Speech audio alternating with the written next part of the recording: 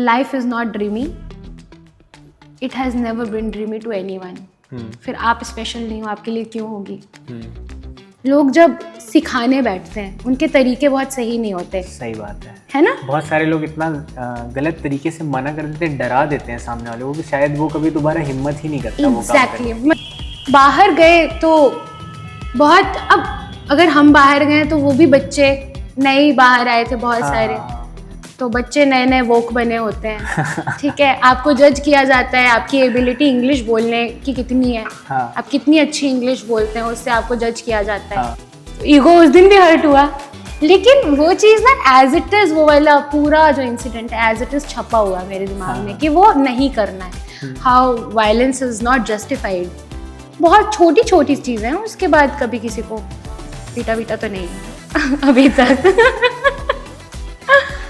Future में plan है? I don't know. Because you know, becoming a part of something that is so important for the nation's growth, it gives you another kind of high. I mean, उधर फिर वो भी हो जाता है ना कि यार you are representing India. It's not just about you there. हाँ, तो इंडिया की बात आ जाती है। हाँ। Today's guest is very special, not just to the show, but to me personally. She is a singer performer who has been practicing Hindustani classical music for almost 2 decades and is currently serving as a Hindustani classical vocalist in the Indian Railways. She has been my friend since 6th grade, and through all these years, we have seen each other grow, learn, and chase dreams. She is smart, passionate, and bring a unique perspective to everything whatever she does. Let's welcome my dear friend Richa to Rahil Talk. By the way, Richa, how are you feeling in front of camera? Like being on a podcast? I am new to this because I have always been in front of the camera like since childhood. But the angles used to be different. कि मतलब I used to be on stage and camera होता था तो it never bothered me. But you know, also the fact that you are talking about yourself here, we are not used to it. मतलब मैं तो अभी अब खुद को कुछ ऐसा मानती नहीं ना कि whatever. अपने बारे में बात नहीं किया कैमरे में आके? हाँ, मतलब वो थॉट ही थोड़ा सा एक हो जाता है कि यार I can maybe talk about anyone in the camera very confidently, but खुद के बारे में कुछ बोलना वो थोड़ा सा maybe I'll get used to it in the future, and I hope कि इतना बड़ा मैं कुछ करूँ जीवन में कि ऐसे कैमरेज मेरे को अफेक्ट ना करें। बट अभी तो मतलब खुद के बारे में बात करना इज़ नॉट दैट ईजी। हाँ, मतलब अभी तक जितना भी तुम्हारा एक्सपीरियंस रहा है तो वो एक आर्ट की वजह से ही अपन आगे गए हैं कि हाँ सिंगिंग करना है और ये तो हम करते आ रहे हैं। तो यहाँ से शुरू होगा, यहाँ ख़त्म हो जाएगा। कभी लाइक तुम्हारे इंटरव्यूज़ वगैरह भी तो हुए ना इसके? हाँ हुए हैं। तो उसमें कैसा एक्सपीरियंस रहा है? अच्छा था यार, मतलब this is officially my first podcast. तो पॉडकास्ट का थोड़ा सेटअप अलग हो जाता है। बाकी जो इंटरव्यूज़ रहे हैं वो न्यूज़ चैनल्स के लिए या like I have addressed school students, उधर टीचर्स हैं, बहुत छोटे बच्चे हैं। तो मतलब आपकी ऑडियंस भी काफ़ी बार तय करती है कि आप क्या बोलने जा रहे हैं, किस पर्सपेक्टिव से अपनी बातें रखेंगे। तो मतलब है एक्सपीरियंसेस, बट वो एक्सपीरियंसेस एक दूसरे से इतने अलग हैं कि उसके लिए एक आंसर देना थोड़ा सा मुश्किल है। बट यही है कि आई एम श्योर कि अगर इधर आए हैं तो this will you know make it to one of my best experiences, and it is obviously going to be you know very special to me क्योंकि first I guess are always special. Sure. Richa, talking about your journey, तो हमारे जो भी हमारी audience है उनको अपनी journey के बारे में बता सकते हो? कैसे स्टार्ट हुई like into singing and all? यार सो कैसे स्टार्ट हुई had the biggest role of my parents. My father is like इतना ज़्यादा इंटरेस्ट है उनका म्यूज़िक में. He himself is not a musician, but मेरे से ज़्यादा इंटरेस्ट उनका म्यूज़िक में है. And my mother comes from a musical family. Like मेरे जो नाना जी थे वो बुंदेलखंड के one of the most influential artists में थे. उनका नाम पंडित कृष्ण कुमार शास्त्री जी था, मतलब अच्छा। वो तो मेरे नाना है तो मैं ऐसे ही नाम ले रही हूँ, बट मुझे कान पकड़ के उनका नाम लेना चाहिए। तो बुंदेलखंड के इतना बड़ा नाम था, बट मेरा एक दुर्भाग्य रहा कि मेरा उनसे कभी मिलना नहीं हुआ। हाँ। तो म्यूजिक फैमिली में है मेरे। हाँ। वो अलग बात है कि मेरे पेरेंट्स ने हम्म। कभी उसको डायरेक्टली परस्यू नहीं किया, या मेरे एक्सटेंडेड रिलेटिव्स में भी बहुत कम लोगों ने एक उसको परस्यू जनरेशन किया। के गैप के बाद जैसे हाँ। तुम्हारी जनरेशन है तो तुमने उस चीज को वापस से परस्यू करना परस्यू start किया, बट Okay. गैप उधर आता है कि आई have not seen my grandfather perform in front of मी, तो मुझे वो लेगेसी मिली है इनडायरेक्टली, विरासत में मिला है, लेकिन मैंने उनको देखा नहीं है करते हुए। ओके। लेकिन बात ये कि अगर किसी का, मेरे पेरेंट्स का अगर इंटरेस्ट है म्यूजिक में, तो अपने बच्चे की कला को पहचानने में उधर उनका बहुत बड़ा हाथ रहा कि उन्होंने बहुत, मतलब उनको ये आई गेस बिल्कुल भी उस चीज़ में तकलीफ नहीं हुई कि मतलब इसके अंदर है कि नहीं है, ठीक है। They always new since childhood, they always new कि आई हैड इट इन मी। तो उन्होंने मुझे फिर बहुत सही एज में म्यूज़िक स्कूल में डाल दिया। कब क्या एज से जब तुमने म्यूजिक स्टार्ट किया था? यार I started learning when I was 5। हाँ। ठीक है, तो मेरे ही कॉलोनी में एक म्यूज़िक क्लास होता था। हाँ। उसमें अंजना नायक मैम थी, हम्म। तो मेरी पहली गुरु वो रही हैं। हम्म। मैं उनके पास गई, उन्होंने मुझे सारे गामा सिखाना चालू किया। हम्म। फर्स्ट ऑफिशियल गुरु। वैसे तो मतलब जब क्या बोलते हैं बिल्कुल भी नहीं आता था, तो my father has always been guiding मी। तो वो जो मतलब अगर मैं ऐसे बोल रही हूँ प्रथम गुरु मैम रही हैं, तो वो ऑफिशियल प्रथम गुरु रही हैं। वैसे तो my first Guru has always been my father. ठीक है। ठीक है। पापा ने कभी मतलब लाइक पापा की कोई हिस्ट्री नहीं रही म्यूजिशियन की, बट उन्होंने गाइड किया है। हाँ। हाउ कम ही मतलब एक होता है ना कि कुछ लोग शायद खुद सीखते नहीं है, लेकिन उनके अंदर भी एक कलाकार होता है। हाँ। तो वो पहचान जाते हैं। हाँ। है ना, अगर आप सुरीले हो ना तो आप पहचान जाओगे कि आपके बच्चे में या आसपास में जो भी है उसके अंदर म्यूजिक है कि नहीं। हाँ। मतलब उसके लिए कुछ लगता नहीं है, you know it for a reason. And अगर उसमें आपका इंटरेस्ट बहुत ज़्यादा है, तो आप हर इंसान में वो चीज़ ढूंढने लगते हो। कि अभी मतलब 6 महीने पहले मेरा नेफ्यू मतलब गॉट बर्थ, तो उसमें भी ये है कि मेरे घर का माहौल ये है कि अभी वो 6 महीने का है, बट उसकी ट्रेनिंग वैसी होती है कि पापा उसको हमेशा बोलते हैं कि अच्छा जो मैं गा रहा हूँ वो गा, मतलब उसके दिमाग में म्यूज़िक भरेंगे। या अगर वो बोलेंगे आ करो तो वो भी आ करता है। मतलब वी नो दैट वो जो भी कर रहा है वो शायद उसका कोई मीनिंग नहीं है, बट वो नर्चरिंग हम ट्राई कर रहे हैं। एग्जैक्टली। तो वो टैलेंट ढूंढना अपने बच्चे में, क्योंकि बच्चा तो बहुत छोटा, उसको कुछ नहीं पता, उसको सही एज में सही दिशा देना वो पेरेंट्स करते हैं। And I was very fortunate that my parents were born with that sense of detecting if I had music in me or not. ठीक है। So they detected it. Anjana Nayak ma'am से चालू किया, फिर पंडित आनंद मुखर्जी जी के पास मैंने अपनी इनिशियल ट्रेनिंग ली। उनसे 2 साल सीखने के बाद पंडित विनोद मिश्रा जी से मैं 9 साल की उम्र से उनसे सीखती आ रही हूँ, आज भी उन्हीं से सीख रही हूँ। एंड मतलब उनके लिए तो मेरे जितने भी गुरुज रहे हैं उन सभी के लिए मेरे पास शब्द नहीं है। मतलब जो सपोर्ट मुझे उनसे मिला है, जो गाइडेंस उनसे मिली है, ना सिर्फ म्यूज़िक में but other spheres of life में भी। अगर मेरे गुरुज हैं तो वो सिर्फ मेरे म्यूज़िकल गुरुज नहीं हैं। उन्होंने मुझे मेरे लाइफ के दूसरे पहलुओं में भी उतना ही गाइड किया है जितने शायद मेरे पेरेंट्स मेरे लिए कंसर्न रहते हैं। तो उनसे कम तो नहीं, उतना ज़रूर वो हमेशा उन्होंने कंसर्न शो किया। And they always made sure that what ever I do in life वो मेरे हित में और मेरे जो आसपास लोग हैं उन लोगों के हित में हो। तो म्यूजिक से अलग होके लाइक पर्सनल लाइफ में कैसे ग्रो करना है या इन सारी चीज़ों को बिल्कुल। कभी कुछ गलत किया है तो तुरंत डांटा है वही। मतलब उसमें उन्होंने ये हेजिटेट नहीं किया है कि स्टूडेंट हो तो कैसे डांट सकते हैं।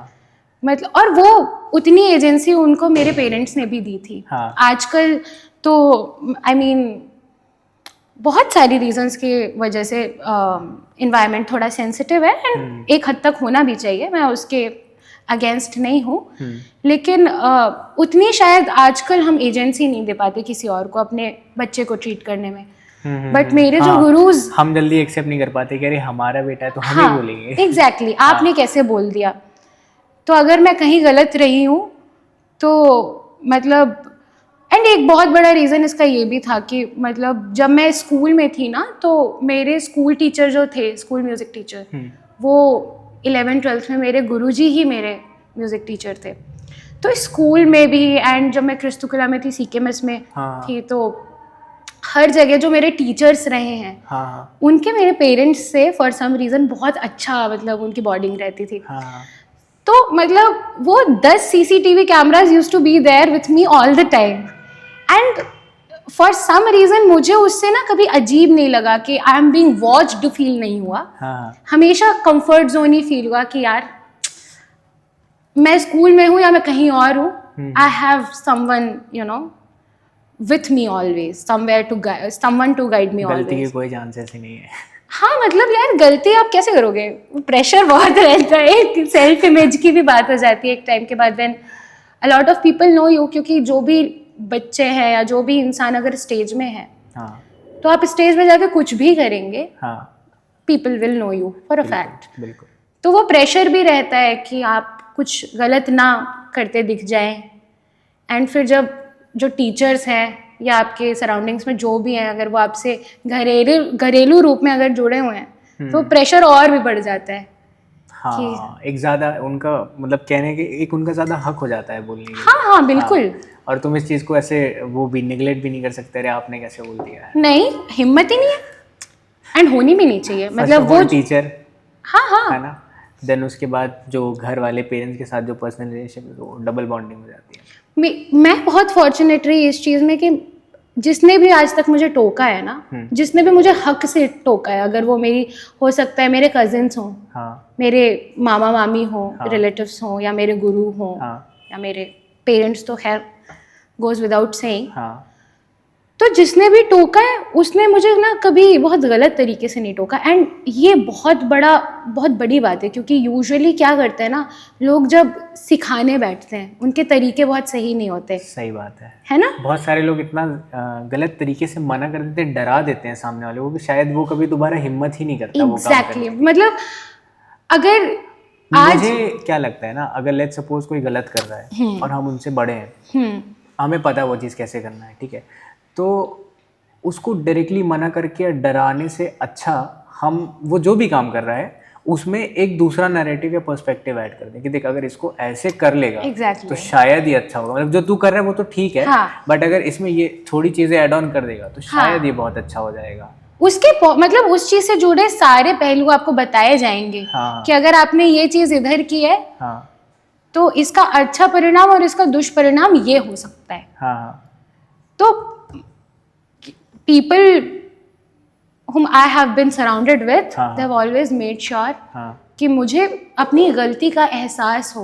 बस ये नहीं कि डांट दिया कि अच्छा ये किया, अरे ऐसा नहीं, उसको मुझे फील कराया उन्होंने कि अगली बार जब भी, मतलब बहुत सारी ऐसी बचपन के किस्से हैं जो मैंने शायद ऐसे ही कर दिए थे, जो कि मैं आज कभी नहीं करूँगी, एंड मेरे बच्चे भी करेंगे तो मैं भी डांटूंगी उनको। वो आज भी मेरे क्या बोलते हैं दिमाग में एज इट इज़ इम्प्रिंटेड है, क्योंकि उधर मुझे फील कराया गया था कि तुम गलत हो, जस्ट बताया नहीं गया था कि तुम गलत। जैसे कोई एक आध अगर बता सको इन फ्रंट ऑफ कैमरा अगर कोई याद आ रहा है तो। एक किस्सा, मैं बहुत छोटी थी यार, KG 2 में रही होंगी। तो मेरी एक आदत हमेशा से, मतलब मैं बहुत सारी चीज़ों के लिए बहुत ग्रेटफुल हूँ अपने पेरेंट्स को। एक ये आदत है कि मैं जब भी स्कूल से आती हूँ या कहीं से भी आती हूँ, यहाँ से भी जब वापस जाऊँगी तो मेरे से ये पूरा एक्सपीरियंस वो लोग सुनेंगे कि क्या हुआ क्या नहीं हुआ। तो ये बचपन से आदत थी, तो हमेशा आके घर में बताना होता था कि क्या हुआ क्या नहीं हुआ। वैन से जाते थे स्कूल, बहुत सारे बच्चे, तो एक वो होता था कि जो विंडो सीट है उसमें बैठना है। ये तो है ना हो जाती है। तो विंडो सीट में बैठना और हमको ही बैठना है। और अब क्या होता है, अगर आपका स्टॉप बहुत पहले आ रहा है तो आपने विंडो सीट ले ली, फिर आप हटते नहीं हो। लेकिन कभी कभी ऐसा होता है ना कि आपका घर ही लास्ट में होता है, तो आपको लास्ट में पिकअप किया जाता है, और जब भी वैन रुकती है सारे बच्चे उतरते हैं वैन से और आपको अंदर जाके बैठाया जाएगा। तो मेरे को बहुत कम ऐसे विंडो सीट्स मिलते थे कि हाँ. चलो ठीक है मिल गई, आज नहीं मिल गई, तो बहुत लड़ाई भी हो जाती थी फ्रेंड्स से, बाल खींच दिए, ये कर दिया वो कर दिया, तो रोज़ घर जाते थे ऐसे कि शिकायती लहजे में. हाँ. और मैं ऐसी नहीं थी कि मैं बहुत वायलेंट किड नहीं थी कभी, मैं बहुत साइलेंट किड थी. साइलेंट भी मैं नहीं थी, चालू थी बीच में. हाँ मैं चालू थी. मैं ये नहीं बोलूँगी कि मैं बहुत ही ऐसा लोकी नहीं थी मैं कभी भी लाइफ में, बट ऐसा नहीं था कि मैं किसी भी चीज़ की शुरुआत करूँगी पहले. हाँ. ठीक है, किसी से भी लड़ाई की शुरुआत नहीं करती, मैं आज भी नहीं करती. तो क्या बोलते हैं, ये हुआ कि रोज़ लड़के आ जाते थे कि आज इसने बोल दिया, आज उसने बोल दिया. घर में मम्मी को पता है तो मम्मी का भी, सबका ये होता है कि यार हमारा बच्चा है, थोड़ा तो उनके अंदर वही था ही यार कि चलो. तो एक दो बार बोल दिया कि नहीं नहीं लड़ना, ये नहीं करना, वो नहीं करना. फिर एक दिन मेरी मम्मी बहुत परेशान हो गई. उन्होंने बोला कि यार देखो ऐसा है कि हम रोज़ रोज़ नहीं तुम्हारी ये सब सुन सकते हैं, अपना निपट के आ जाया करो. एंड वो उस दिन ऐसा था कि वो मतलब आई थी अपने स्कूल से आई थी, मतलब शी इज़ अ टीचर, तो वो आई होंगी घर, तो कुछ चल रहा होगा. मतलब usually this is not how what she suggest me to do, but उन्होंने बोल दिया यार अपना निपट के आया करो, मैं तुम्हारा रोज़ रोज़ नहीं सुन सकती, और ना ही मैं किसी और के बच्चे को रोज़ बोल सकती हूँ. है ना, जैसे तुम मेरी बच्चे हो तो किसी और का है. तो हमने उस बात की गांठ बांध ली कि ठीक है अब तो निपट के आ जाएंगे. उन्होंने बोला घर में नहीं बताना, अपना तुम करके आ जाओ जो है. और तुम ये सोचो कोइंसिडेंस ऐसा कि उसके दूसरे दिन ही विंडो सीट मिल गई. तो विंडो सीट मिल गई तो अब हम एकदम क्वीन ऑफ द वैन. तो हो गया है. तो मैंने क्या किया, अपना वाटर बॉटल से लेके रास्ते में मैं सड़क में पानी गिराते हुए जा रही थी. वैन चल रही है विंडो सीट से. हाँ विंडो सीट से. बड़ा मजा आ रहा था. एक बार मेरे वैन ड्राइवर ने मना किया, बेटा मत करो. नहीं माने. दूसरी बार भी मना किया, नहीं माने. तीसरी बार में वो आया. मतलब पहले के ये तरीके होते थे ना, मार पीट दो तो बच्चे सुधर जाते थे. अब तो ऐसा कोई नहीं करेगा आई सपोज. लेकिन तब मेरे को बहुत सारी मेमोरीज याद आ रही. तो जो वैन के भैया जी थे, भैया जी बोलते थे हम, उन्होंने आके मेरे पीठ में ऐसे दो ऐसे कर दिया. कि मना किया है ना मत करो. तो रोने लगी. ईगो हर्ट हो गया. अच्छा, बहुत कैसे बुरा. बोल दिया? हमको कैसे बोल दिया, हमको कैसे टोक दिया, क्योंकि घर में तो कभी हाथ भी नहीं लगाया गया. लड़कियों को वैसे भी, लड़कियों की कुटाई नहीं होती है घर में. लड़कों की ही होती है, अब तो वो भी नहीं होती. बट और तो ये था कि अब ईगो हर्ट हो गया. अब घर आए, लेकिन हमारे ये था, मम्मी ने बोला घर में नहीं बताओ, तो हम आई गई बात हो गई कि हम भूल गए. लेकिन मेरा जो भाई था वो भी मेरी वैन से जाता था. तो वो घर आया, उसको बड़ा वो लगा कि मतलब उन्होंने मुझे मारा था और मैंने उसके रिटेलिएशन में क्या किया था, क्योंकि मम्मी ने बोला था कि निपट के आ जाना, तो उन्होंने मुझे ऐसे थप किया था. मैंने उनके गाल पे 2 चांटे मारे थे. वो कितने बड़े थे?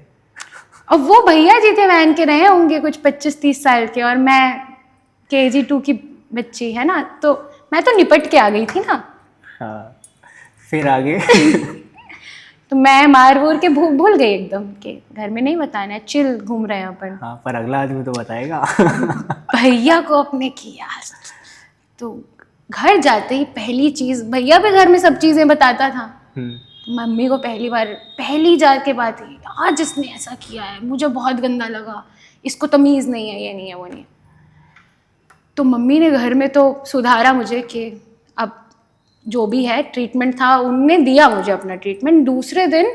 और क्योंकि लास्ट में स्टॉप आता था, तो जब मेरे घर में वैन आती थी सारे बच्चे होते थे वैन में. तो वैन जब आई तो मम्मी लेके गई मुझे. और भैया जी को बोली भैया जी इधर आइए. और वैन के सारे बच्चों को, छोटे हैं बच्चे बहुत, उनको बोला मम्मी ने कि सुन रहे हो ना तुम लोग. बोली सॉरी बोलो भैया जी से. मतलब एक दिन पहले आपने बहुत है ना उसमें आके आपने पीट दिया है किसी को, और दूसरे दिन सॉरी बोलो भैया जी से. मैं नहीं बोलूँगी. बोली नहीं बोलो. फिर मैंने उनको सॉरी बोला. एंड वैन के बच्चे तो छोटे बच्चे हंस रहे हैं. ईगो उस दिन भी हर्ट हुआ. लेकिन वो चीज़ ना एज इट इज़, वो वाला पूरा जो इंसिडेंट एज इट इज़ छपा हुआ मेरे दिमाग में कि वो नहीं करना है. How violence is not justified. बहुत छोटी छोटी चीज़ें हैं. उसके बाद कभी किसी को पीटा तो नहीं अभी तक. फ्यूचर में प्लान है? आई डोंट नो.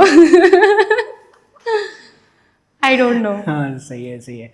रिचा, जैसा कि हम दोनों ही सतना में रहे हैं और हमारी स्कूलिंग भी 12th तक सतना में हुई है। हाँ. इसके बाद तुम डीयू गई, वहाँ से तुम्हारा ग्रेजुएशन हुआ, तो ये चीज़ कैसे तुम्हारे पर्सपेक्टिव पे ऐड ऑन करी चीज़ें कि लाइक एक होता है ना कि हमारा शहर तो अभी बहुत छोटा है, ठीक है, कैसे सडनली एक ट्रांजिशन आता है कि एक छोटे शहर से बड़े शहर में जाना, वहाँ के लोगों का थोड़ा सा बात करने का तरीका अलग है, उनके स्टैंडर्ड अलग है, ठीक है। बिल्कुल बिल्कुल, जो जाकिर भाई बताते ना साउथ वही।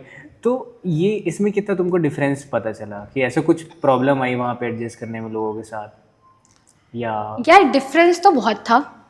आई मीन कोप अप कैसे किया वो सारे? कल्चरल शॉक था बहुत बड़ा एक।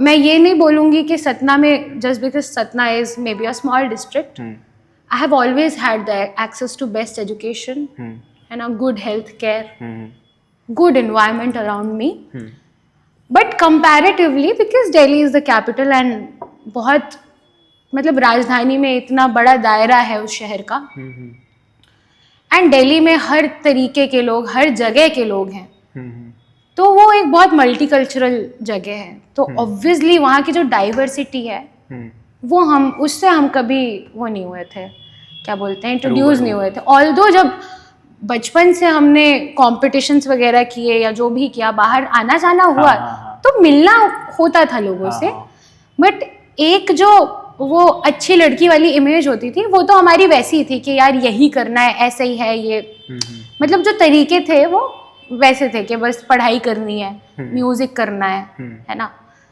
यहाँ से जब बाहर गए डीयू में तो बहुत पॉजिटिवली बदला है उसने, मतलब वो एक्सपीरियंस, मुझे ऐसा लगता है कि if there is one thing which has changed me and made me who I am today, it is Delhi university and its culture.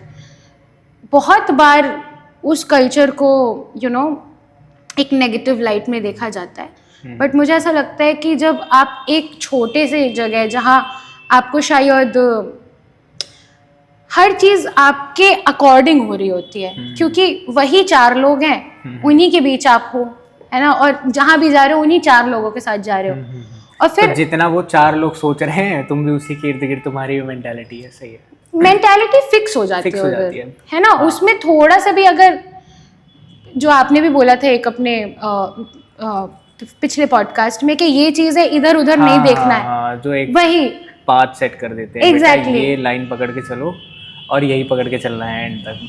बाहर गए तो बहुत, अब अगर हम बाहर गए तो वो भी बच्चे नए बाहर आए थे बहुत सारे, तो बच्चे नए नए वोक बने होते हैं, ठीक है, आपको जज किया जाता है आपकी एबिलिटी इंग्लिश बोलने की कितनी है, आप कितनी अच्छी इंग्लिश बोलते हैं उससे आपको जज किया जाता है।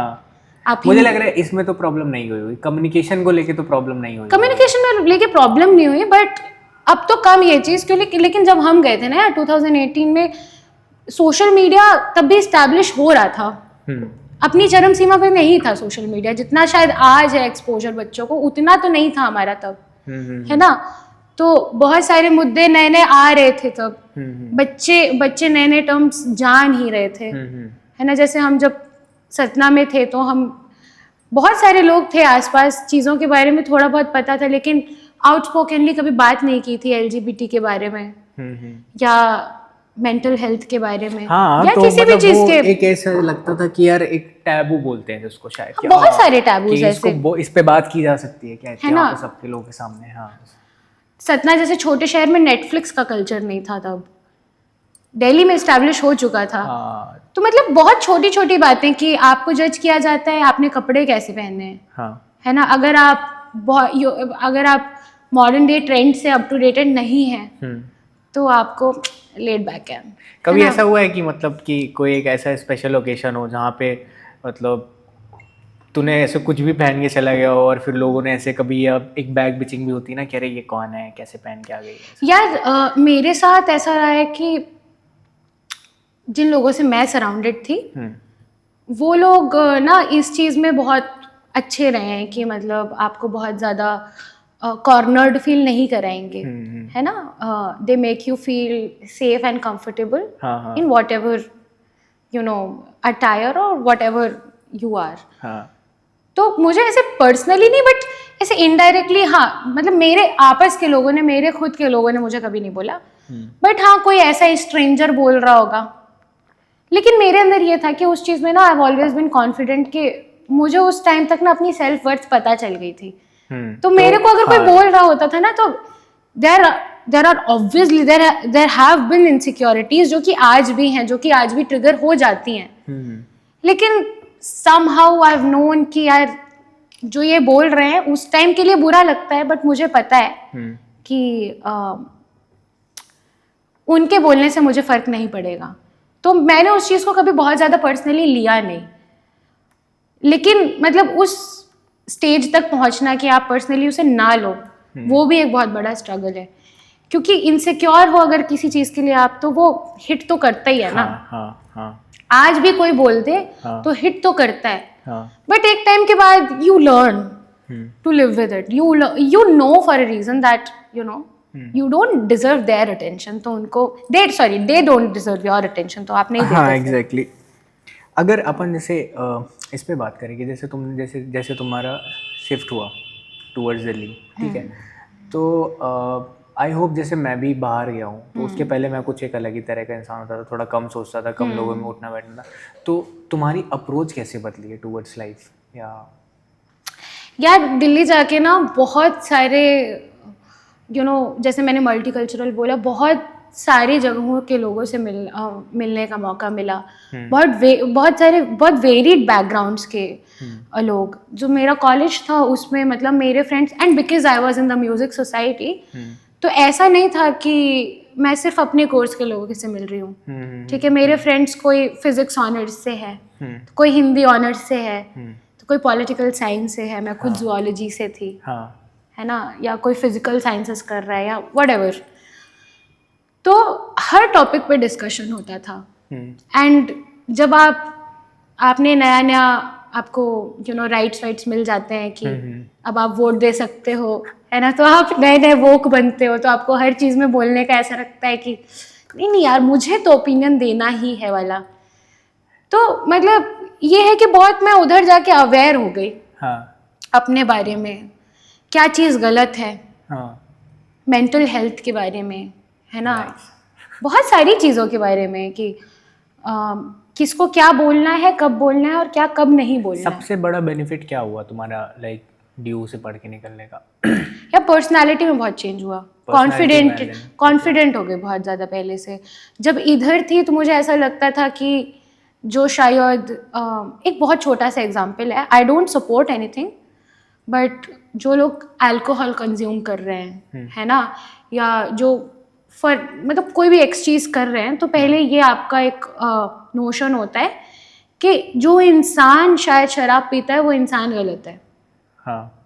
ऐसा नहीं होता, वो शायद इंसान गलत नहीं है, उसकी आदतें गलत हैं या उसका जो भी लाइफ चॉइसेस हैं वो आपके अकॉर्डिंग नहीं है, तो वो शायद वो लाइफ चॉइस गलत हो सकती है। लेकिन लोग क्या करते हैं कि हम खुद भी करते आए हैं कि मतलब बाहर से ही जज कर लिया किसी को कि अरे यार खराब आदमी है या खराब इंसान है, क्योंकि ये चीज़ें ना, ये सतना में कल्चर कभी नहीं था। बाहर जब दिल्ली में गए तो ये कल्चर बहुत ज़्यादा रहा है उधर कि पार्टीज हो रही हैं, बहुत सारी चीज़ें हो रही हैं, और सतना में कभी, तो मतलब मुझे ये उधर जाके समझ में आया कि आपको करना है कोई चीज़, नहीं करना है वो आपकी चॉइस है। इससे आपको कोई जज नहीं करने वाला, इससे आपको किसी और को जज नहीं करना है ना। आप खुद के लिए क्या लाइफस्टाइल चाहते हैं वो आपकी चॉइस है, एंड आई वुड सजेस्ट कि सब लोग अच्छी लाइफस्टाइल ही चुने, गलत मार्ग को ना चुने। अच्छी एज इन हेल्दी भी कह सकते हैं, हेल्दी है ना, सही है। लेकिन जस्ट बिकॉज किसी के कल्चर में वो चीज़ है तो वो कल्चर खराब नहीं हो गया। आप किसी को स्टीरियोटाइप नहीं करेंगे, है ना, कि ऐसा चलता आ रहा है तो ऐसा चलता आ रहा है, या यूजुअली क्या होता है कि लुक्स पे आपको जज कर लिया जाता है। तो ये सब चीज़ें बहुत छोटी छोटी चीज़ें, किसी को उसके लुक्स पे नहीं जज करना है, ठीक है, वो किस क्लास ऑफ सोसाइटी से आता है उससे जज नहीं करना है ना। ये सब बहुत छोटी छोटी चीज़ें हैं कि बहुत इंक्लूसिव बना दिया है मेरे नेचर को दिल्ली यूनिवर्सिटी कल्चर ने, क्योंकि उधर बहुत सारे हर जगह से लोग थे, है ना, मतलब मेरे फ्रेंड्स साउथ इंडियंस भी हैं, नॉर्थ ईस्टर्न्स भी हैं। अभी at this point of time I know at least 2 people from almost every state. तो जब आपका एक्सपोजर होता है इतने वेरीड बैकग्राउंड के लोगों से, तो आपको समझ में आ जाता है कि जिस दुनिया से आप आए हैं वो ही बस, मतलब वो ही नहीं है, मतलब कि उस कुएं, आप एक कुएं में थे, कुएं के मेढक थे, अब आप ओशन में या सी में आए तो आपको समझ में आ रहा है कि दूसरी मछलियां भी होती हैं, वेल्स भी होती हैं, बड़े मेढक भी होते हैं। तो ये चीज, जैसा कि सारी रिसर्च में लिखा हुआ है कि जब तुम 10 साल के थे तो तुमने परफॉर्म किया था सुर संगम नेशनल टैलेंट हंट पे। हाँ, सुरतरंग नेशनल टैलेंट। सुर तरंग, ओके। इसमें मैंने संगम लिख के रखा है। अच्छा, ओके। हाँ, अब शायद पता नहीं कैसे। सुर संगम नेशनल टैलेंट हंट वो अलग था। अच्छा। वो, हाँ, मतलब उधर भी परफॉर्म किया, बट 10 साल की उम्र में सुर तरंग में परफॉर्म किया है। एंड वहाँ पे शायद तुम्हारे साथ एक बहुत लाइक जो जल्दी सबको फील, मतलब जब सबको नहीं मिल पाती है चीज़ें, कि ये वही है ना जहाँ पे तुमने परफॉर्म किया था एंड जहाँ पे सोनू निगम जी थे, साजिद वाजिद थे, यश चोपड़ा जी थे, और उसमें एक वीडियो भी आई है जहाँ पे शायद साजिद जी तुम्हारे पैर छू रहे हैं, वैसा कुछ। ये वही वाला परफॉर्मेंस है ना? हाँ। वहाँ पे परफॉर्म करके कैसा लगा? यार, so that was like the first ever big stage of my life. I was just 10 and मतलब मुझे नहीं उस दुनिया के बारे में वैसे नहीं पता था तब तक। जो भी स्टेज किए थे, सतना में कॉम्पिटिशन्स में गई थी या कभी गाया था, तो वो सतना के ही stages, normal lighting, normal audience, छोटा सा सभागार, उसी में गा दिया, ठीक, प्रोफेशनल माइक्स नहीं। हाँ। तो जब उसके लिए ऑडिशन भी कर रहे थे, तो मतलब वो ऐसा उसका फॉर्मेट था कि पहले आपकी सिटी में हुआ, फिर आपके डिवीजन में हुआ, फिर आपके स्टेट में हुआ, फिर जाके नेशनल के लिए आप सिलेक्ट हुए, फिर नेशनल में भी जाके 2, 3, 4 राउंड्स हो रहे हैं, फिर फिनाले में सिर्फ 1, 2, 3 लोग गए, ऐसा। तो ये अपॉर्चुनिटी कैसे मिली, मतलब लाइक कैसे ये तुम्हारे? हाँ, तो उसमें ये हुआ कि सिलेक्ट होते होते चले गए उधर, एंड फिनाले में आई डिड नॉट नो कि उसमें Sonu ji and Yash Chopra ji and Pinaz Masani ji were going to be the जजेस। I did not know about that. तुमको बस वहाँ पे जाना था? मैं तो चली गई थी यार। मैं तो चली गई थी एंड मेरे पेरेंट्स को ये बोला था कि आप ऑडियंस में बैठिए, तो वो ऑडियंस में बैठे हुए थे। मैं ग्रीन रूम में मेरा मेकअप वेकअप किया गया, पहली बार प्रोफेशनल मेकअप हुआ था, तो फुल ऑन सिलेब वाला फील, फुल ऑन एकदम। एंड फिर मैं अपने ग्रीन रूम से बाहर निकली and I see Sonu Nigam ji in front of me and I could not process it. मतलब who doesn't know who Sonu Nigam is? हाँ, बिल्कुल, उनको तो बचपन से जानते हैं सब लोग। 1 minute, like 1 minute passed by and उसके बाद शत्रुघ्न जी को देखा मैंने, यश चोपड़ा जी को देखा, शिल्पा राव आ रही हैं, ऐसे पंडित राजन साजन मिश्रा जी। एंड उस टाइम के लिए ना मैं फ्रीज हो गई थी यार, क्योंकि मैं स्टिल बहुत छोटी थी, बट उन लोगों का कद कितना बड़ा था वो मुझे तब पता था। है ना, वो क्या हस्ती रहे हैं। तो और ये मेरे परफॉर्मेंस से कितना आधे घंटे पहले हुआ होगा, क्योंकि तब तक तो मैं ग्रीन रूम में थी और छोटे बच्चे थे, मतलब थोड़ा सा प्रोटेक्टेड उन्होंने रखा था। फिर कुछ नहीं, उनके सामने परफॉर्म किया and I was the runner up. तो फिर मतलब वो तो मैं बता नहीं सकती, उस टाइम के लिए तो वो बड़ा ड्रीमी, वो समझ नहीं आ रहा, मतलब उस टाइम तो बिलीव ही नहीं हो रहा था कि मैं इस स्टेज में हूँ, है ना। और इतना ज़्यादा कि ड्रीम कम ट्रू भी नहीं, ड्रीम कम ट्रू, क्योंकि ड्रीम ही नहीं था ना, ड्रीम कम ट्रू की बात ही नहीं थी, क्योंकि never been the dream at the first place, है ना। तो वो बहुत मतलब अलग एक्सपीरियंस था। और जब प्राइज सेरेमनी हो रही थी, तो मतलब मैं प्राइज रिसीव करने गई एंड साजिद जी ने, साजिद वाजिद जी, साजिद जी ने ही touched my feet and I was like, मैंने उनको आशीर्वाद दिया यार। कैसे रिएक्ट किया? 10 साल की उम्र में ऐसे किया। आई डिड नॉट नो बेटर। क्या करूं? हाँ, बस मैं थोड़ा सा ऐसे हो गई, ऐसा हुआ मेरा reaction, and then what I did was this. तो वो तो मतलब, and then when we got the news of one of the brothers कि वो नहीं रहे उस दिन, कोविड के आसपास ही पास्ड अवे, तो उस दिन वो मोमेंट बहुत याद आया था कि यार मतलब ये चीज़ मेरे साथ हो रखी है, एंड उस उम्र में हुई कि जब पता ही नहीं था कि यार ये क्या हो गया। वो मोमेंट यार, वो तो अनफॉरगेटेबल है, unforgettable. And you know standing in the same stage as Sonu ji, having Pandit Rajan Sajan ji as the audience, and मतलब I'm taking some of the names who were there, ऐसी बहुत list है, सब थे उधर। तो and इतने बड़े ऑडिटोरियम में इतनी लाइटिंग्स, इसके पहले वो जो रोटेट करता है ना कैमरा, वो तो कभी देखा ही नहीं था।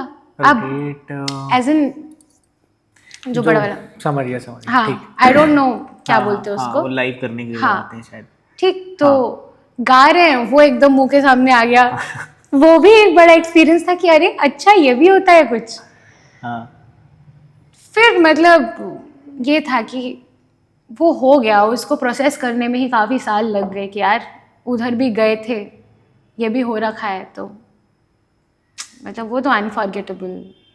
आज भी अगर ध्यान आ जाए तो वही सेम रिएक्शन ही होता है मेरा कि क्या हो गया, कैसे कर लिया मैंने, बस मैंने कैसे नहीं किया, मेरे साथ कैसे हो गया, मैंने कुछ नहीं किया, मेरे साथ हुई है जो भी चीज़। मैं तो बस अपना काम कर रही थी।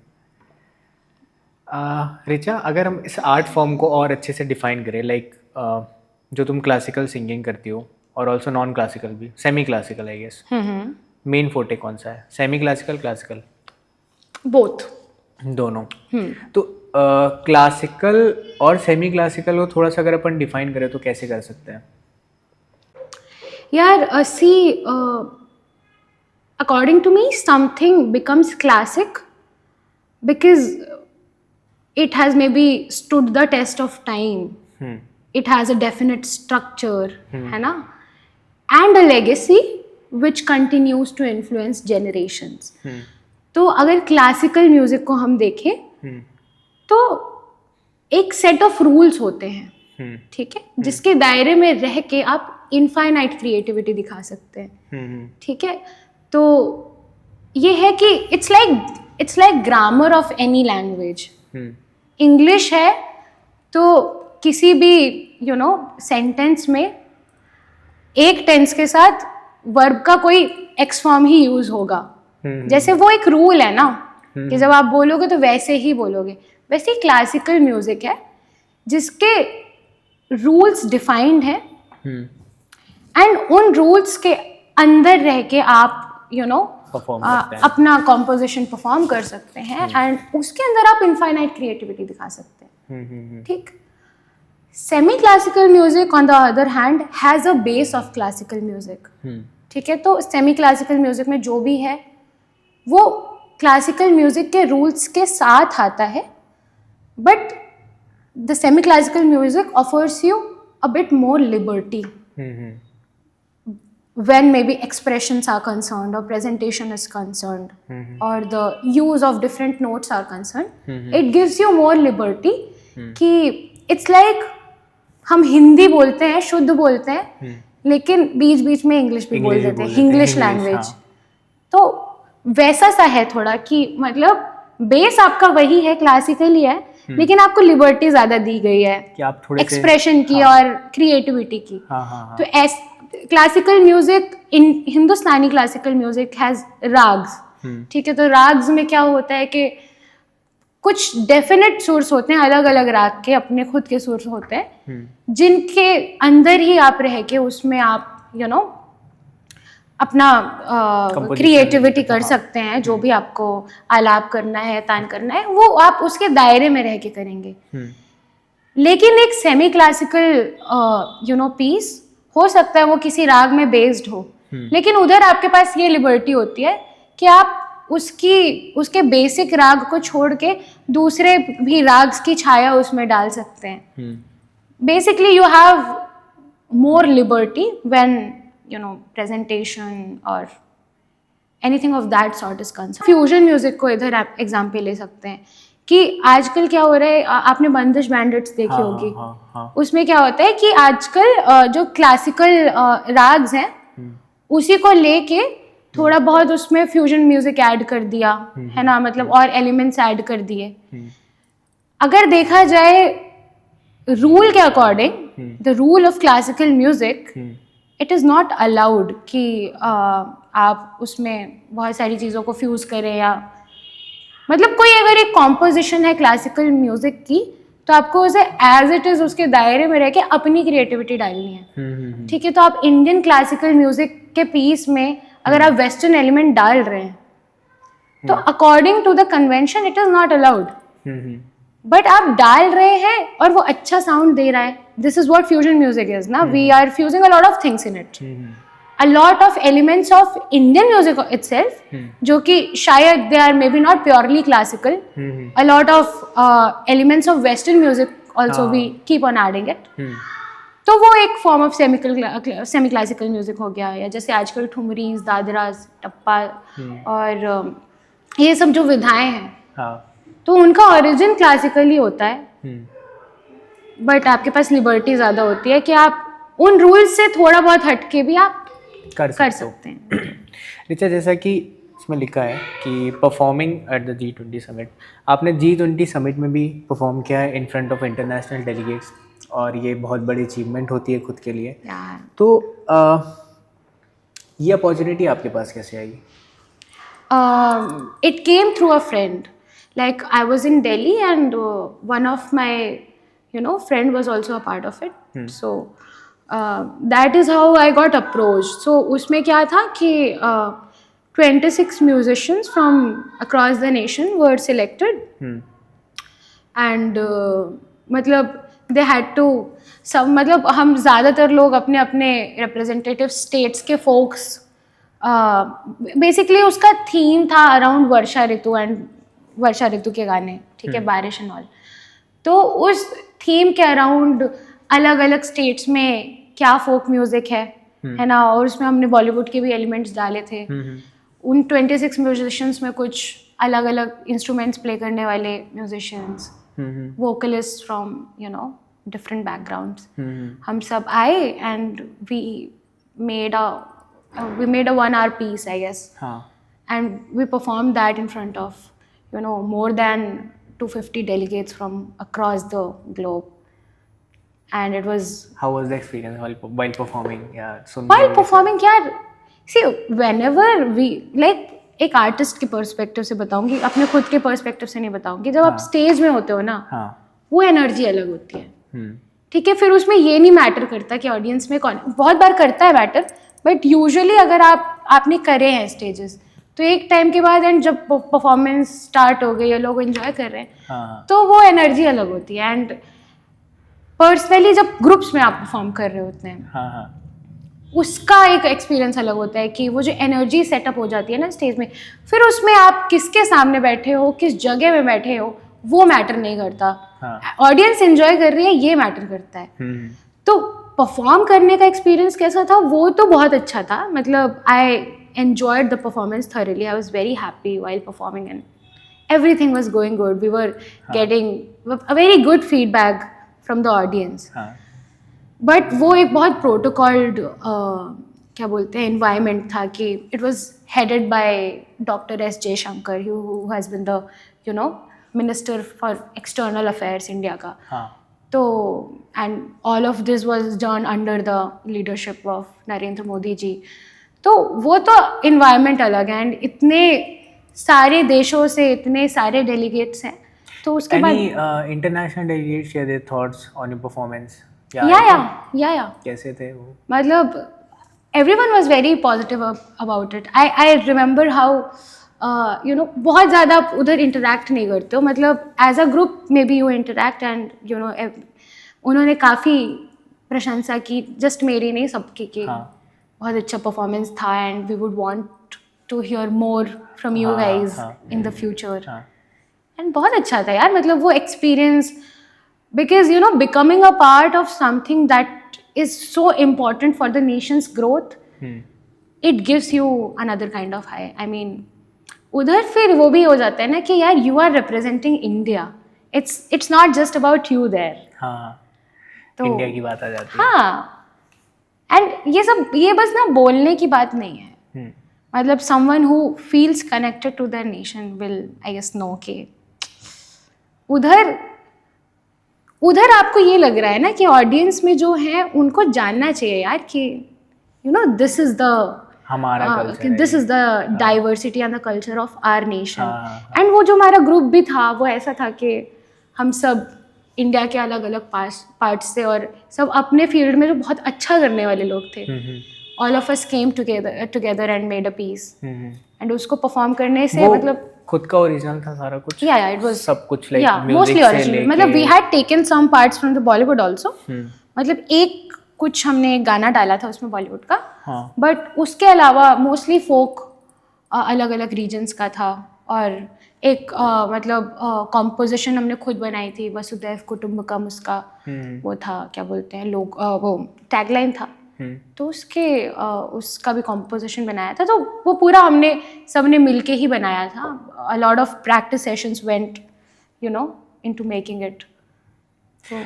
Richa, you have taught MA Music across multiple universities and colleges in Madhya Pradesh, earning a gold medal from the government जो तुमको मिलने वाला है शायद अभी. I would like to correct you here. I have, I'm about to receive my gold medal because I have topped my university across multiple colleges of my university, not multiple universities. Okay. Yeah. तो ये कैसा feel करता है तुमको? Like इधर तो ठीक है, एकेडमिक्स में भी अच्छा चल रहा है.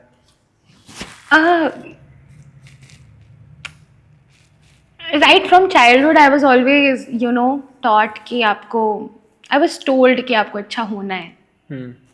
एंड ये प्रेशर होता है एक नॉर्मली, अगर आप जो बच्चा अगर अपने क्लास में ठीक कर रहा है तो होता है मतलब कि यार आपकी अच्छी रैंक आनी चाहिए, आप मतलब फिर ये नहीं होता. मतलब मेरे साथ कभी ये नहीं हुआ कि तुम फर्स्ट ही आओ, बट मेरे ऊपर ये हमेशा वो था कि आपको अच्छा करना है, पढ़ाई में भी उतना ही ध्यान देना है. ठीक है. तो एंड नॉट जस्ट मतलब music, I have had an equal interest in main stream academy as well.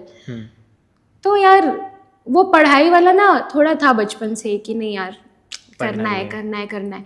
ये चीज़ तो हो गई. ये तो मतलब इसका मेरिट लिस्ट बैलेंस कैसे करते थे यार? देखो मतलब मैंने तो जितने भी लोगों को देखा तो या तो वो अच्छा पढ़ रहे होते हैं या तो फिर वो कुछ अच्छा कर रहे होते हैं, whether it could be their passion या कुछ भी अलग से करे, स्पोर्ट्स में है या कहीं पे भी है. दोनों चीज़ें साथ में लेके चलना बहुत टफ है. यार मुझे ऐसा लगता है टफ तो हर चीज़ होती है, इम्पॉसिबल नहीं होता कुछ. हाँ लेकिन एक कुछ ऐसे लोग होते हैं जिनका एक ही तरफ ज़्यादा लगाव रहता है, झुकाव रहता है. जैसे मुझे ही देख लो, अब पढ़ने लिखने से ज़्यादा इतना कुछ फ़र्क नहीं पड़ रहा है, बट ठीक है मेरे को जो दूसरी फील्ड है मैं वहाँ पे ज़्यादा फोकस्ड हूँ. मतलब बात फोकस होने की होती है, आपको किसको प्रायोरिटाइज करना है. तो दोनों को कैसे मेंटेन करके चल रहे थे बराबरी से? यार वो हो गया अपने आप. मतलब आई don't know if it is scientifically proven, but usually जो आर्टिस्ट होते हैं ना उनका IQ लेवल थोड़ा अच्छा होता है. ठीक है. और अगर आप म्यूजिक में हो या आप ऐसा कोई चीज़ कर रहे हो जो आपके दिमाग को इनडायरेक्टली या डायरेक्टली शांति दे रहा है, तो आपका दूसरी चीज़ों में भी ध्यान लगेगा. है ना. तो मतलब आई हैव पर्सनली सीन के जो लोग म्यूजिक बहुत अच्छा कर रहे होते हैं, एकेडमिक्स में वो ध्यान न दें वो बात अलग है. लेकिन उनका कंसंट्रेशन पावर और उनका दिमाग बहुत तेज होता है उस चीज़ में. मतलब कैचिंग पावर बहुत अच्छी होती है, क्योंकि आप म्यूजिक में भी जब सीख रहे हो या कोई भी अगर आप आर्टिस्ट्री फील्ड कर रहे हो उसमें भी आप कैच कर रहे हो ना चीज़. ऐसे सीखना नहीं है, किसी और तरीके से सीखना है, but you are still learning. है ना. And the thing that you have learned and that you have practice, उसी चीज़ को प्रैक्टिस कर करके ना आप अच्छे बने उस चीज़ में. तो उसका तो इफेक्ट हर चीज़ में आता है. तो और पढ़ाई का ऐसा था कि यार वो अपने आप हो गया. उसमें बचपन से ये रहा है कि क्लास में अच्छा करना है परफॉर्म. तो खुद भी पढ़ने का ऐसा होता था कि नहीं यार नहीं पढ़ेंगे तो कल ये वाला क्वेश्चन नहीं बनेगा, अगर ये छोड़ दिया आज पढ़ना तो दूसरे दिन पेपर में वही क्वेश्चन आ जाता था. बेसिकली एक खुद की इमेज और एक खुद का स्टैंडर्ड सेट कर लिया है खुद से अच्छा पढ़ के, अब शायद उसके नीचे नहीं जा सकते। हाँ यार बिल्कुल, लोग कई बार सोसाइटी के मारे होते हैं कि यार सोसाइटी बहुत बोलती है कि यार नहीं पढ़ लो पढ़ लो पढ़ लो। मुझे ऐसा लगता है कि मैं तो खुद की मारी रही हूँ इस चीज़ में कि मैंने खुद से एक्सपेक्टेशंस बहुत सेट करके रखे, नहीं कि नहीं I have to be I have to do good in, वो जो एक परफेक्शनिस्ट अप्रोच रहती है वो बात अलग है कि वो परफेक्शन अचीव हो रहा है कि नहीं, that is another topic. I am not saying कि I am perfect at whatever I am doing, but एक वो अप्रोच होती है ना कि यार कि ये करना है तो अच्छा ही करना है यार। मतलब वो हो पाए नहीं हो पाए वो अलग बात है, लेकिन तो वो एकेडमिक्स में भी थी एंड म्यूजिक ने हेल्प ही किया यार। लोग बोलते हैं कि आप थोड़ा सा दो चीज़ साथ में नहीं कर सकते, बट मुझे तो कभी ऐसा नहीं लगा। In fact there was a time in my life where I was only studying. तो उस दौरान में जब सिर्फ पढ़ रही थी और मैं म्यूजिक नहीं परफॉर्म नहीं कर रही थी तो मेरा पढ़ाई में मन नहीं लग रहा था। And then I started performing again and मेरा पढ़ाई उसके बाद फिर से अच्छी ही हुई है। मतलब मेरे को ये कैसे किया I don't know how to explain it, but वो हो गया। म्यूजिक थेरेपेटिक हो गया तुम्हारे लिए। हाँ थेरेपेटिक करना जरूरी है, बिल्कुल बिल्कुल अच्छे से होंगी। मतलब हर चीज हो सकती है but music is something which will never leave. Do you believe formal education in music is as important as practical education? If you want to pursue the classical field of music, it is. If you don't want to do that, जैसे अपन definition के according चले तो वो जो rules जो boundaries हैं हाँ, उनको मतलब समझने के लिए उनको वही बात है कि अगर आपको क्लासिकल चीज, अगर आपको ग्रामर का टीचर बनना है तो आपको ग्रामर पढ़नी पड़ेगी ना किसी भी लैंग्वेज की, तभी आप पढ़ा पाएंगे। ठीक है, तो अगर आपको क्लासिकल परफॉर्म करना है और उन एरियाज में जाना है तो फिर सीखना बहुत ज़रूरी है। एंड फॉर्मल एजुकेशन में आपको जो चीज़ें सिखाई जाती हैं उधर आपको रूल्स बताए जाते हैं, उनको चीज़ों को कैसे करना है क्या नहीं करना है। हाँ, वही ज़रिया है। हाँ, फ्यूचर्स गोल क्या है सबको लेके अगर देखा जाए तो? एकेडमिक्स भी अच्छा है, ठीक है, म्यूजिक भी अच्छा है, नहीं यार, किस चीज़ को ज़्यादा प्रायोरिटाइज करना चाहोगे? यार future goal for a fact life never follows bullet points. ठीक है, तो जो पहले सोचा था आज से 5 साल पहले कि अभी नए फ्यूचर में ये करना है, हाँ, वो नहीं हुआ आज। ठीक है, मतलब growing up I wanted to be something which I am not today, है ना?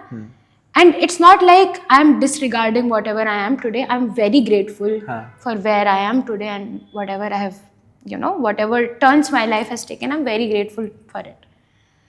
But future plan, अगर मैंने planning करनी बैठी ना, तो for some reason वो planning कभी successful नहीं हुई। तो मैं plans लेके नहीं चलती। But still, लेकिन हाँ, मैं academics और music में क्या होगा ये नहीं पता, दोनों साथ में होंगे यही ज़्यादा चांसेस हैं कि हो सकता है म्यूज़िक ज़्यादा हो जाए या एकेडमिया ज़्यादा हो जाए। मेन स्ट्रीम एकेडमिया की बात कर रही हूँ, ज़्यादा कम हो सकता है, बट मतलब मेरे साथ ऐसा है कि मैं चलने वाले लाइफ लॉन्ग अभी तक तो ऐसे ही है, क्योंकि मैं दोनों नहीं करती हूँ ना, तो मुझे थोड़ा सा ऐसा लगने लगता है कि क्या कुछ अधूरा होता है। बट एक चीज़ जो कि पक्की है वो ये है कि जो भी करूँ आज से बेहतर करना है। I want to grow, I want to evolve, I want to be on stage more than I am being on stage today. ज़्यादा परफॉर्म करना है, ज़्यादा बेटर करना है, I have to earn more money. ठीक है, बहुत गोल है भाई। हाँ बिल्कुल। And I have to show up for my life choices, whether it is music, whether it is academia or whether it is my people. I have to show up for my people. एक future goal ये भी है कि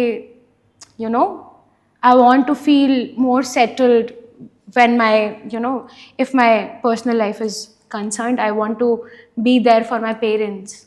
ठीक है, I want to start a family.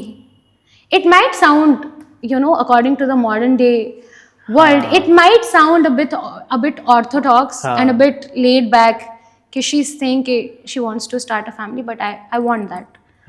Maybe it's a goal right now, आगे का नहीं पता है होगा कि नहीं होगा, कब होगा ये नहीं पता, हाँ but I want to be there for my people, my friends, my family, my relatives, my people, everyone. सबको प्राउड फील कराना है। प्राउड नहीं फील कराना है यार, सबके साथ रहना है, सबके साथ, और मतलब खुद तो आगे बढ़ना ही है और सबके साथ आगे बढ़ना है, ये गोल है अभी का। तो ठीक है। I want to show up. Every journey has ups and downs, can you share what has been your lowest points इस पूरी जर्नी में?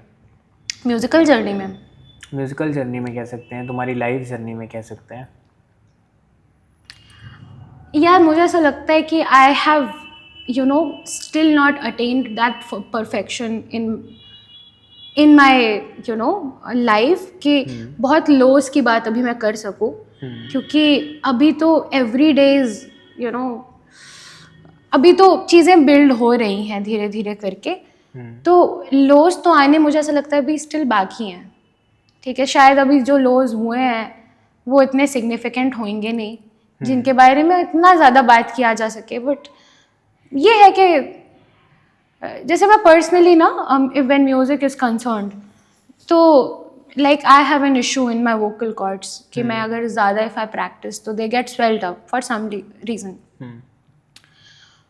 तो यार उस इशू से ना यार बचपन से बहुत स्ट्रगल किया, कि चाहते हैं बहुत गाना लेकिन कभी भी ज़्यादा गा लेते हैं, तो दूसरा दिन फिर बिल्कुल नहीं गा पाते हैं। ठीक है, and when you are pursuing something as a profession, और आपके प्रोफेशनल फील्ड में ही आपको ऐसी दिक्कत आ जाए तो वो कभी कभी बहुत बॉदर करती है, बट उसमें काम किया है ना। और कभी कभी लोज आते हैं यार, when you feel you are not good enough, when you have, आपको ये फील होता है कि यार I have not done enough, और ये डर भी रहता है कि what if I will never be able to do enough. तो उससे कोप अप कैसे करते हैं? वो जो एक फीलिंग आती है वो सबको आती है यार, मेरे को भी आती है, क्या ही चल रहा है जीवन में, क्या कर रहे हैं यार। उस टाइम ना आई हैव दिस प्रिविलेज कि मैं अपने पेरेंट्स के पास जाती हूँ और उनसे डिस्कस करती हूँ, कि मतलब एग्जैक्टली वो चीज़ डिस्कस नहीं करती हूँ, उसके अराउंड भी कुछ डिस्कस कर लेती हूँ, तो उनसे बात करके ही मुझे बहुत अच्छा लग जाता है। तो कोई भी अगर बड़ी भी प्रॉब्लम है, पेरेंट्स से बात कर ली, उसके अराउंड एग्जैक्टली वो नहीं बताया लेकिन उसके अराउंड भी कुछ बात कर लिया तो बहुत अच्छा लग जाता है।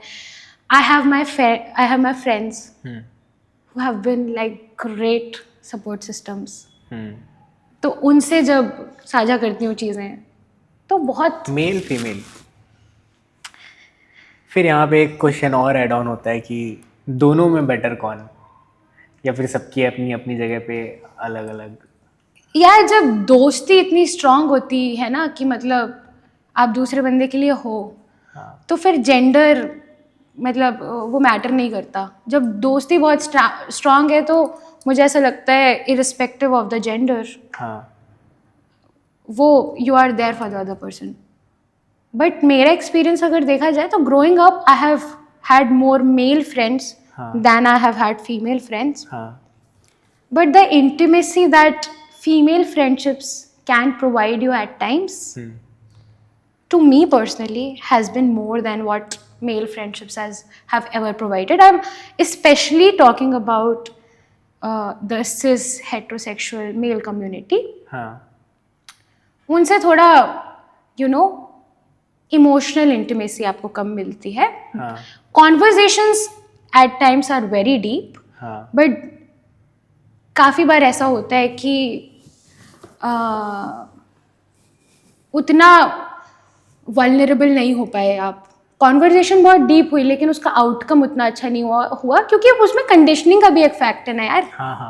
Of course. Like growing up males have always been told कि अब यू कैन नॉट क्राई, है ना, मर्द को दर्द नहीं होता, है ना. और मेल फ्रेंडशिप्स बहुत ज़्यादा मुझे ऐसा लगता है कि ऐसा मतलब बहुत छोटी छोटी चीज़ों में क्या क्रिकेट खेल लिया तो हो गई दोस्ती, हम तो निकल जाते थे, है ना, हम तो रात में गाड़ियाँ लेके निकल जाते थे, गेमिंग कर ली. और कभी अगर मेल फ्रेंड्स आपस में भी बात कर रहे होते हैं तो काफ़ी बार ऐसा होता है कि यार चिल कर ब्रो वाला. आ बैठते हैं, है ना, आ बैठते हैं। तो मुझे ऐसा लगता है वो कभी कभी अवॉइडेंट हो जाता है कि आप मेन इशू को एड्रेस करने के चक्कर में आपने उसको अवॉइड कर दिया और आप बस सामने वाले के मूड को सुधारने में लग गए। हाँ है ना, आपने सामने वाले के, बंदा सैड फील कर रहा है तो आपने उसको हैप्पी फील कराने की कोशिश की। हाँ उस इंसान की प्रॉब्लम जरूरी नहीं है कि उधर सॉल्व हुई। बट फीमेल फ्रेंडशिप्स में क्या होता है कि मोस्टली हम लोग दूसरे, मतलब हमारी फीमेल फ्रेंडशिप्स, जो फीमेल फ्रेंड्स होती हैं ना, आपस में एक दूसरे की लाइफ एनालिसिस कर रही होती है, वेंटिंग सेशंस होते हैं ना, एक एक पॉइंट में ऐसे चर्चा होगी, अच्छा यहाँ ऐसा बोला तो इसका ये मतलब हो सकता है, ये आप कहाँ गलत हैं ये आपको बताया जाएगा। ऐसा नहीं, मतलब मेल फ्रेंडशिप्स में यूजुअली क्या होता है कि अच्छा भाई को कुछ भी हो तो बता देना, मैं आ जाऊँगा, which is a very big support. But female friendships में आपको बताया जाएगा कि हम आपके साथ हैं लेकिन इधर आप गलत हैं, तो आप ही गलत हैं। तो ये थोड़ा सा, और बात ये भी है कि फिर फीमेल्स की भी कंडीशनिंग रही है कि आपको इमोशनल लेबर करना है, ठीक है, तो वो we grown up like that कि वी हैव दैट एबिलिटी। तो बाकी यार वही है कि जब फ्रेंडशिप इतनी स्ट्रांग हो जाए ना तो जेंडर नहीं फर्क पड़ता है। Like I have had male friends also who have been very close and yeah, who have been, you know, great support systems. उन्होंने मुझे बहुत support किया है and बहुत, they have always been there and they are with me even today. Female friendships तो हैं ही, तो मैं खुद भी ये नहीं बोल सकती कि comparative way में मैं उसको नहीं बोल सकती, लेकिन if generalistically speaking, women tend to be more emotionally present. Emotionally presence का खेल है सारा। हाँ, मतलब जब आप सैड हो तो ज़रूरी नहीं है कि उस टाइम आपको बस अच्छा फील करा दिया जाए। सैड आप क्यों हो, वो एक इनडायरेक्ट थेरेपी हो जाती है यार। आप सेम इशू को अगर आप फीमेल और मेल के पास लेके जाओगे तो आपको बहुत ज़्यादा चांसेस है कि फीमेल, हाँ मतलब बहुत थेरेप्यूटिक होती है फीमेल फ्रेंडशिप मेरे लिए। मुझे लगा सिर्फ मेरे लिए होती आपके लिए तो फॉर अ फैक्ट होगी, but as a woman achieving so much in both music and academics, कोई ऐसी डिफ़िकल्टीज आई हैं जो तुम्हें लग रहा था कि अगर मैं यार आज लाइक एज अ फीमेल नहीं होती है, मैन होती या दूसरा जेंडर होता, तो तुमको वो इजी पड़ती है, तुम उसको जल्दी से टैकल कर सकती थी? यार कैजुअल सेक्सिज्म तो हर जगह होता है, मतलब वो आर्टिस्टिक फील्ड हो या वो आपका प्रोफेशनल स्पेस हो, वो तो हर जगह होता है। आपको हर बार कह दिया जाता है कि तुम ये नहीं कर सकती, है ना, या आपको नहीं कहेंगे बट लोग अज्यूम कर लेते हैं कि अरे यार इससे नहीं होगा। You have not tested us, you have not given us the chance, है ना, but you have made that notion कि इससे नहीं होगा। क्यों? क्योंकि ये एक औरत है, लड़की है। तो वो एक बहुत बड़ा स्ट्रगल है, that in itself is कोई ऐसे लाइक एग्जैक्ट चैलेंजेस हैं क्या कि कभी ऐसे बायस फेस किया हो कि यार ऐसे इंस्टेंसेस हर रोज होते हैं, तो मतलब शेयर सब जो अगर शेयरेबल हो।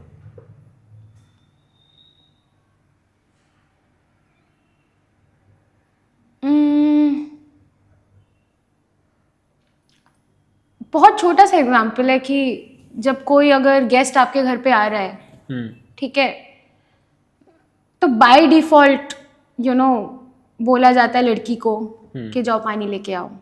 हाँ, आपका बेटा आपके सामने बैठा हुआ है, आपने उसको कंसिडर भी नहीं किया। और छोटा हो बड़ा हो डजंट मैटर, छोटा हो बड़ा हो फर्क नहीं पड़ता, जाओ पानी लेके आओ। गेस्ट बोल देते हैं आके कि जाओ पानी ले आओ। हाँ, है ना, ऐसा नहीं है कि मैं पानी दे दूंगी तो बहुत बड़ा मेरे से लेबर हो जाएगा, ऐसा नहीं है। बट दैट थिंक के just because you are a girl you are suppose to serve other people, वो तुम्हारी जॉब है। ठीक है, लड़कियां आती हैं जॉब करके, उनसे एक्सपेक्ट किया जाता है कि वो कुकिंग करें, हर चीज़ करें। वो चीज़ आप मेल से ज़्यादातर नहीं एक्सपेक्टेशंस होती हैं लोगों को, पर छोटे, अभी मेरे साथ 2-3 दिन पहले की बात है, I was going to my office, I was leaving for my office, and मेरे बिल्डिंग में कुछ बच्चे रहते हैं, तो वो मेरी आदत है कि मैं जब भी जाती हूँ उनसे हाय हाय करके जाती हूँ। तो मैं, अगर कभी मैंने नहीं भी किया तो वो उस टाइम अपने घर से बाहर निकल जाते हैं, जब गाड़ी से जा रही होती तो वो निकल के हेलो दीदी, ये चलता है। तो एक छोटी सी बच्ची है, मतलब बैरली 4 years old, तो वो आके मेरे से पूछी दीदी आप कहाँ जा रहे हो? तो मैंने बोला यार ऑफिस जा रही हूँ आज। तो बोली बट ऑफिस तो पापा लोग जाते हैं। एक जेन्युइन उसका वो है ना, उसने सिर्फ पापा को जाते हुए देखा है ऑफिस, है ना, और शायद उसने घर में सुना होगा कि मम्मी का तुम्हारा काम है कि खाना बनाए, ये अपना काम नहीं करती, बोल देते हैं, कैजुअली बोल देते हैं लोग घर पे। तो उस बच्ची को नहीं पता है कि ऑफिस सिर्फ पापा लोगों के जाने का काम नहीं है। मैंने उसको बताया कि नहीं कोई भी जा सकता है ऑफिस, जब आप बड़े हो जाओगे आप भी जाओगे ऑफिस, आप भी जा सकते हो, चलना है, घूमने चलना है। बोली नहीं दीदी।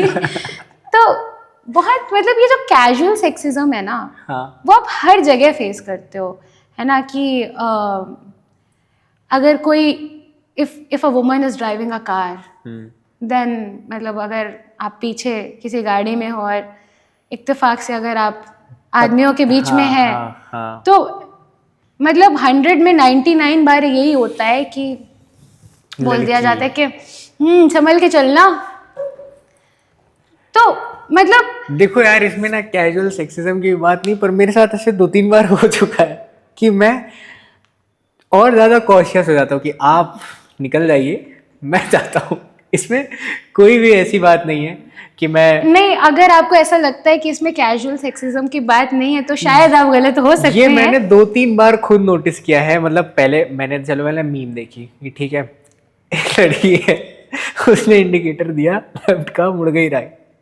वो तो कोई भी, अगर आप नया ड्राइवर होगा तो वो तो कोई भी करेगा ना, वो गलती हो सकती है। बट जितनी बार मैंने ये देखा और नोटिस किया है, 2 से 3 बार ये हो चुका है। वो शायद कभी कभी इसलिए भी होता है, कितनी बार लड़कियों को गाड़ी चलाने मिलती है, आप बताओ प्रैक्टिस कितनी है उनकी। जिस जेंडर को गाड़ियां कभी चलाने ही नहीं दी गई, क्योंकि पहले से ही नोशन है कि ये तो गलत ही चलाएगी, और वो बेचारी पहली बार लेके निकली है रोड पे, तो गलतियां होना बट ऑब्वियस है ना, गलतियां तो होंगी। उसमें भी बोल दिया कि यार, उसमें भी इतना प्रेशर होता है रोड में कि यार सही चलानी है, क्योंकि बगल में जो निकल रहा है वो पहले उसको, मतलब he is bothered that I am driving. मुझे तो भाई क्लास 5th में नहीं मिली थी ना गाड़ी, जो कि मुझे भी नहीं मिली थी, किसी को नहीं मिली होती, but you know for a fact आप एक उम्र के बाद चलाने लगते, लड़कों को वो एक्सेस दिया जाता है। मुझे शायद 9-10 से थोड़ा बताने लगे थे कि हाँ तुम थोड़ा चला लो। फिर 11-12 आते आते हमने सीख ली थी प्रॉपर, तब भी हमारे पास लाइसेंस नहीं होता था 17 तक। तो आप ये बताइए ना कि आपके साथ कि कितनी आपकी फीमेल फ्रेंड्स को गाड़ियाँ दी गई थी? बहुत कम। और जो आप बता रहे हैं कि आपकी फीमेल फ्रेंड्स जो रही भी होंगी, उन्होंने शायद आपसे कई साल बाद आके गाड़ी ली, और जब सीखी तब चलानी चाहिए तो शायद गलत इंडिकेटर दब गया और तो मैंने देख लिया, और आपने देख लिया। वो अपॉर्चुनिटी, वो बात है ना कि आपको इक्वल अपॉर्चुनिटी नहीं दी गई ना। आपको वो चीज़ सीखने की कितनी अपॉर्चुनिटी दी गई? नहीं दी गई।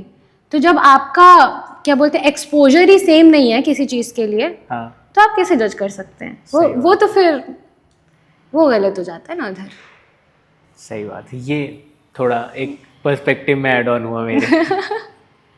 बिकॉज अभी तक जितना हुआ है यही ऐसे इंसिडेंट हुए हैं कि अगर कोई जा रहा है तो या तो किसी गलती की वजह से कोई एक्सीडेंट हो गया, या ये इंडिकेटर वाला हमेशा होता रहता है। आपको पता है लोग बहुत फेमिनिज्म वर्ड से बहुत बचने लग गए हैं आजकल। They will be like I am not a feminist, but पता है मतलब लड़कियों को इक्वल चांसेस देने चाहिए।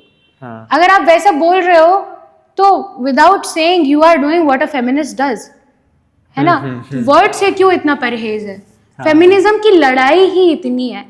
लड़ाई तो पहली बात है नहीं वो, मतलब वो बहुत सिंपल से एक बात है कि जितनी अपॉर्चुनिटीज, जितना फ्रीडम है ना, जितनी एजेंसी नेचुरली किसी भी इंसान को मिलनी चाहिए उतनी हमें भी दे दीजिए. That is it. लोग बोलते हैं कि I am not a feminist but I believe in equality. What is feminism? Feminism stands for equality. Rights के लिए तो है. आपने अपॉर्चुनिटी ही नहीं दी किसी को, फॉर एग्जाम्पल ड्राइविंग सीखने की, फिर आप, क्योंकि जब तक आप जज करने की उम्र में आए आप तो प्रो हो गए थे ड्राइविंग में.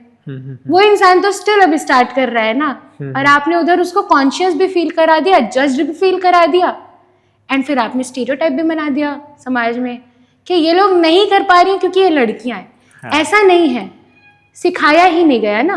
कितने लोग हैं on road with their on their vehicles. हाँ, वो भी तो एक सही बात है. वो चीज़ होती है. ये चीज़ मेरे पर्सपेक्टिव में कुछ चीज़ ऐड ऑन हुई है. तो अगर अब ऐसा कुछ होता है तो मैं उससे रोक के पूछूंगी, बहन ये बताओ Maybe कितने you समय can से maybe you चला can choose to रहे हो? खैर, कोई एक सिंगल मैसेज अगर तुमको जो अभी हमारे जो यंग जनरेशन है, मतलब हम भी यंग जनरेशन में ही आते हैं, बट जो हमसे थोड़ा यंग जनरेशन में है, लाइक टीनेजर्स कह लो या 20s कह लो, अपना यंगर सेल्फ. अपना यंगर सेल्फ, तो उनको कोई एक एडवाइस, पीस ऑफ एडवाइस देना चाहते हो as a women to women, what would be it be? Chill कर ब्रो. इतना लाइट, मतलब इतना सबको हर बात को इतना पर्सनली और इतना हार्ट से लेने की ज़रूरत नहीं है. Everything is happening for a reason. try to make good choices for yourself, but in the course of that don't lose yourself. Perfection के पीछे इतना नहीं भागो कि आपका बेसिक नेचर बदल जाए. एंड वो भी अपना एक फेज है, उसको एंजॉय करो, है ना. आई मीन गलतियां बहुत सारी की होती हैं और हर इंसान अपनी नई गलती करता है. अगर वो नहीं करेगा तो वो नहीं सीखेगा. एंड वो एक ऐसी चीज़ है कि करो ना यार, गलती करो ना, नहीं करोगे तो कैसे सीखोगे. तो गलती करने से मत डरो, and at the same time इतना प्रेशर मत लो यार. मतलब हो जाती हैं एक टाइम के बाद, चीज़ें खुद सही हो जाती हैं. ऐसा नहीं है कि आप बहुत कुछ किसी चीज़ को आप कंट्रोल कर लोगे. तो अनड्यू प्रेशर नहीं लेना अपने ऊपर, बट प्रेशर लेना है. हाँ, थोड़ा प्रेशर अगर आप नहीं लोगे ना तो आप काम नहीं करोगे किसी चीज़ के लिए. एग्जैक्टली, क्योंकि अगर अपन ऐसे भी बोल देते हैं ना कि चिल करो, नहीं, चिल करो एज एन अनड्यू प्रेशर नहीं लेना है. अगर आपने प्रेशर लेना ही बंद कर दिया तो आप काम नहीं करेंगे. काम चोरी नहीं करनी है, लेकिन एक्स्ट्रा भी नहीं करना है. इतना मतलब उतना don't give a lot of shits to it. I mean I don't know if I can use this word on the camera, but हो जाती है. वैसे भी अनफिल्टर्ड है. हमारा पहला पॉडकास्ट कॉमेडियन के साथ आया था, उस पर मेरी भी शायद कुछ एक अलग डिफरेंट पर्सनैलिटी रही है. तो भयंकर गाली गलौच हुई है और सब चलता है. नहीं तो वही है कि थोड़ा सा एंजॉय करिए अपने फेज को, अपने लाइफ को. उस टाइम जो ज़रूरी है उन चीज़ों पे ज़्यादा ध्यान दीजिए. अपने पढ़ाई पे बहुत ध्यान दीजिए. हर टीनेजर को मैं ये बोलूँगी कि पढ़ाई पे ध्यान दो, क्योंकि अगर आपने बेसिक पढ़ाई अच्छे से नहीं की ना तो कहीं ना कहीं एक अवेयरनेस में कमी रह जाती है. एक सही बात है, बहुत ज़्यादा इम्पैक्ट पड़ता है तुम्हारे एजुकेशन का तुम्हारी लाइफ पे. एग्जैक्टली. तो अवेयर रहना बहुत ज़रूरी है. ज़रूरी नहीं है कि आप मेन स्ट्रीम पढ़ाई ही करो. आप हर चीज़ को जैसा कन्वेंशन सेट है सोसाइटी का वैसे ही करो. नहीं, ये ज़रूरी नहीं है. लेकिन पढ़िए, अच्छे लोगों से मिलिए, है ना. खुद को एक एक बंद स्पेस में मत करिए. एक स्पेस में उसमें बंद मत कीजिए खुद को कि नहीं हमें यही करना है, ये नहीं करना है. Be more open to opportunities, be more open to experiences, meet as many people as you can. अपने विजन को थोड़ी सी जगह दे के आगे बढ़ने का मौका दो. बेसिकली ट्राई करो, डिफरेंट एक्सप्लोर करो. यही सेम क्वेश्चन मैंने पिछली बार अपने सेकेंड वाले पॉडकास्ट में वरुण भैया से पूछा था कि पैशन को कैसे फॉलो करते हैं, कैसे ढूंढते हैं. तो वरुण भैया का आंसर बहुत सिंपल था कि यार आज की जो जनरेशन है ना, मतलब जो भी है, वो जेन्युइन एक्सप्लोरेशन से डरती है. बहुत ज़्यादा समय देती है ओवर थिंक करने में। उनको लगता है कि अगर हम कुछ नया ट्राई करेंगे तो वो फेल हो जाएगा, फिर उसका एंड रिजल्ट देख लेते हैं, तो शायद वो कभी उस चीज़ को स्टार्ट ही नहीं करते। बट यू नेवर नो, जब तक तुम उसको थोड़ा सा भी करोगे नहीं, क्या पता तुम उसमें ही तुम बहुत ज़्यादा एक्सेल कर जाओ। एग्जैक्टली। तो आई थिंक एक्सप्लोरेशन बहुत ज़्यादा ज़रूरी है। बहुत ज़्यादा ज़रूरी है। अगर तुमको अपने क्या बोल सकते हैं उसको, अपने स्किल्स को देखना है कि तुम कहाँ पे अच्छा काम करते हो। बिल्कुल। आप जब किसी चीज़ को चांस ही नहीं देंगे, आपने मौका ही नहीं दिया, तो फिर किस बात का वो कि यार नहीं कर पाए। मौका तो देखिए एक बार। तो बहुत सही बोला था। I have seen that episode and I thoroughly enjoyed it. He was very right. जो भी उन्होंने कहा बहुत सही कहा। वही अप्रोच होनी चाहिए कि भाई, और वो एक ऐसी एज होती है ना कि आप जिस डायरेक्शन में खुद को मोड़ना चाहोगे आप मुड़ जाओगे। आप ज़्यादा फ्लेक्सिबल होते हो अपने लाइफ चॉइसेस को लेके, अपने ओपिनियंस को लेके। तो हर दिन आप इवॉल्व करते हो एक फास्टर पेस में। तो यही है कि B more open two things coming up in your life. And मैं तो सबसे बड़ी चीज़ तो ये है कि अभी इंटरनेट में बहुत सारी चीज़ें अवेलेबल है। अपना रिसर्च बढ़ाइए, पढ़िए ज़्यादा, है ना। किसी चीज़ की डेप्थ में जाके उसको जानने का प्रयास कीजिए। फिर आप देखिए, अगर आप उसमें कर पा रहे हैं, आपके अंदर पोटेंशियल होगा, तो आपको खुद समझ भी आ जाएगा। एक एक्सपर्ट एडवाइस लीजिए उसमें, अगर आपको जेन्युइन इंटरेस्ट आ रहा है तो। एक क्वेश्चन और मेरे माइंड में आ रहा है कि जैसे जो लोग आर्टिस्ट होते हैं, ठीक है, तो शायद मैंने पहले भी इस चीज़ को भी बताया था कि आर्टिस्ट या तो फिर एक तरफ फॉलो कर रहा है या तो एकेडमिक्स में अच्छा कर रहा है, ठीक है। जितने ज़्यादा, अगर बहुत ज़्यादा फेमस आर्टिस्ट भी देखो तो बहुत कम लोग होते हैं जिनके एकेडमिक्स अच्छे रहे हुए हैं। तो आर्टिस्ट लोगों का थिंकिंग रहता है कि उनको अपने आर्ट के थ्रू ही अर्न करना है, उनको अपने आर्ट को ही जीना है, उनके लिए उनका सब कुछ उनका आर्ट है, ठीक है। उनका आर्ट नहीं है तो वो नहीं है, वो उसको छोड़ के दूसरी चीज़ नहीं करेंगे, ठीक है। बट अगर हम तुम्हारी बात करें, तुम आर्टिस्ट भी हो, तुम सिंगिंग भी करी हो, ऑल्सो एकेडमिक्स में तुम्हारा अच्छा परफॉर्मेंस रहा है, दैट इज़ वाई शायद आज तुम एक गवर्नमेंट जॉब लेके बैठे हो, ठीक है, ठीक है।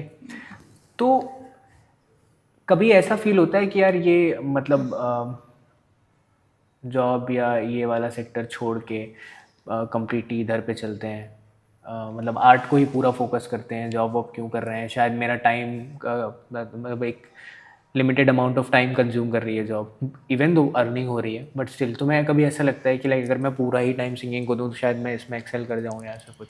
Yeah, it depends upon the job you're doing. Fortunately, I am doing a job where I get enough time to pursue my music.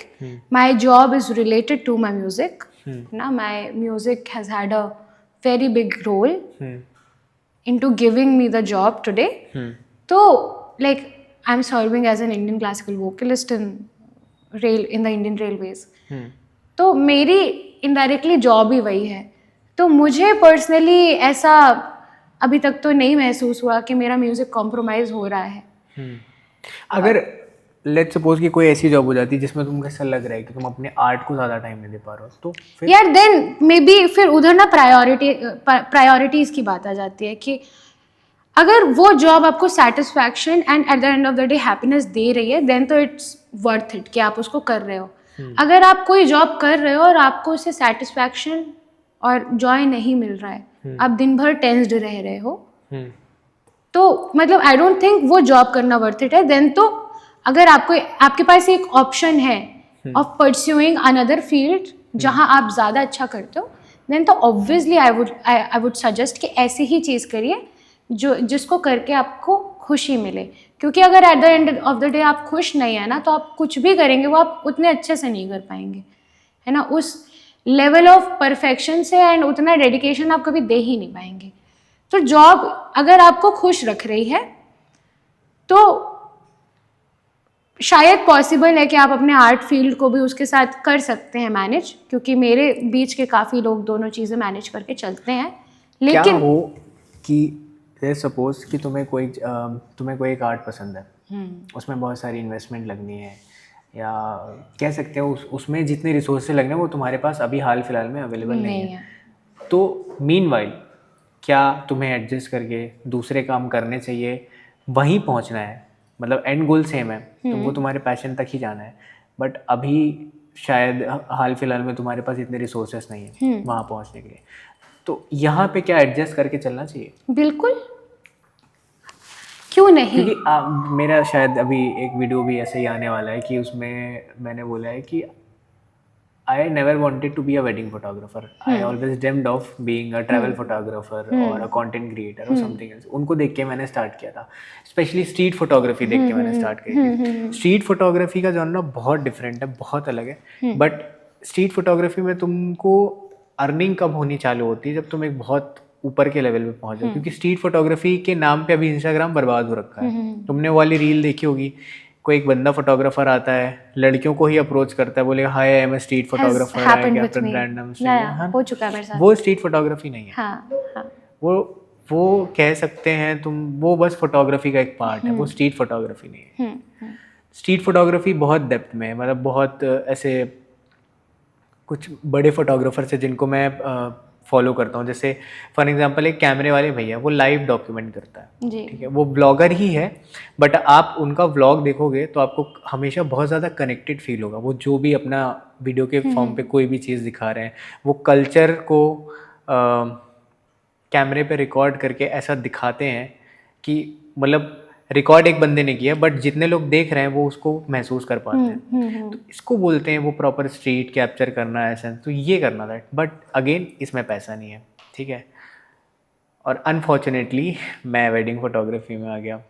बुरी नहीं है, बहुत सारे लोग कमा रहे हैं और इसमें लोगों को ठीक पैसा भी मिल जाता है, इजी मनी है। अगर एक समय के बाद आप कुछ सर्टेन चीज़ें सीख लेते हो तो इजी मनी। तो मुझे जहाँ जाना है, शायद वहाँ जाने के लिए मैंने दूसरी लेन ले ली है। अभी भी आई स्टिल डोंट नो कि वहाँ मैं पहुँच पा रहा हूँ कि नहीं पहुँच पा रहा हूँ, बट एंड गोल वही है। और ये वो चीज़ें चल रही हैं जो मेरे को बिल्कुल भी नहीं पसंद है, तो मेरे साथ ऐसा है। यार मुझे ऐसा लगता है कि that is very much a part and parcel of your life. You don't get to choose things at your convenience always, है ना। तो अगर आपको कोई एक्स चीज़ करनी है एंड उस चीज़ को करने के लिए आपका रीज़न इज स्ट्रांग इनफ, तो उसको करने का अगर कोई ज़रिया अलग है और आप उस ज़रिए के थ्रू उस चीज़ तक पहुंच रहे हैं, तो मुझे नहीं लगता उसमें कुछ भी किसी को कोई भी दिक्कत होनी चाहिए।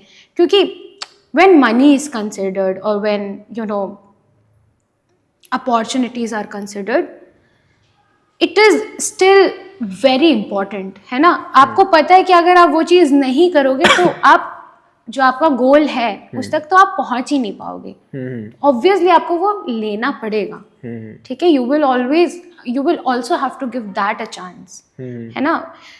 कई बार ऐसा होता है कि हम अपने लिए भी नोशंस बना लेते हैं कि यार ये तो हमें बिल्कुल नहीं करनी है, और हम we end up doing that only and we end up enjoying it. ठीक है, तो उस समय पे वो ज़रूरी है, उस समय में वो ज़रूरी है। किसी को लोग बोलते हैं कि स्टेबिलिटी चाहिए एंड एक सेट ऑफ एक ग्रुप ऑफ पीपल होता है, वो बोलते हैं कि नहीं यार क्या ज़रूरत है स्टेबिलिटी की, लास्ट में तो मिल ही जाएगी। लेकिन जो स्टेबिलिटी लोग सीख कर भी रहे हैं तो क्या दिक्कत है। सही बात है। It's okay to maybe compromise some things on your part in order to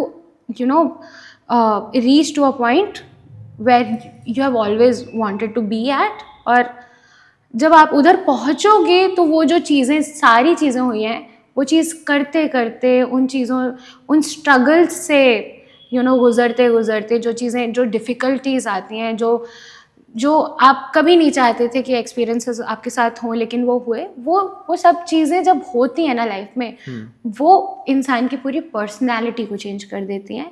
it makes you very grounded and and goal आप रीच करने में अगर एक वो पार्ट है तो वो तो आपको करना ही पड़ेगा, है ना। बहुत कोई नहीं चाहता ना कि जो चीज़ हम नहीं चाहते वो हम करें, मजबूरियाँ करवा लेती हैं।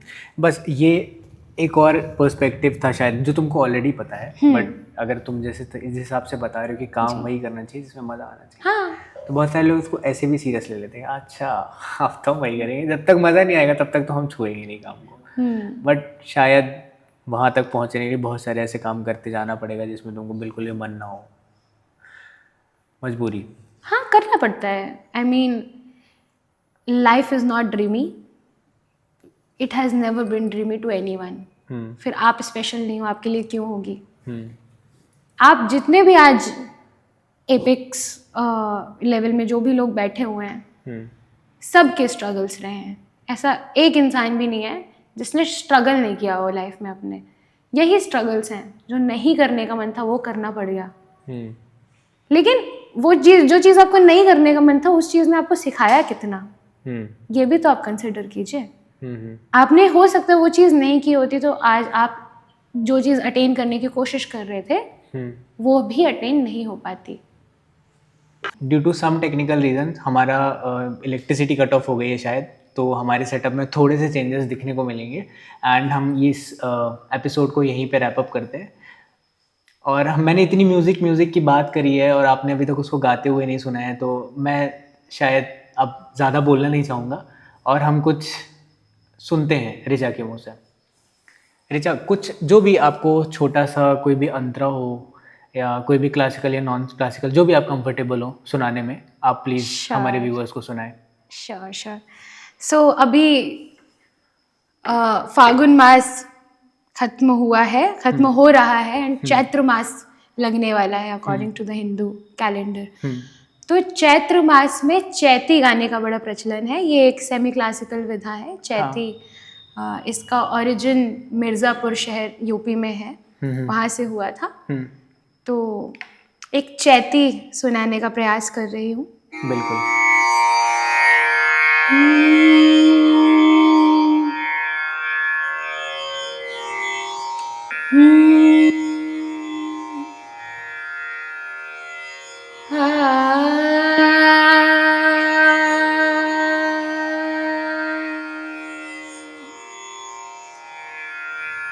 चैत मास बोले ले कोयलिया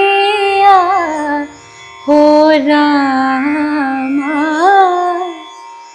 मोरे अंगनवा चैत मास. चैत मास बोले ले कोयलिया रामा रे, मोरे अंगनवा चैत मास.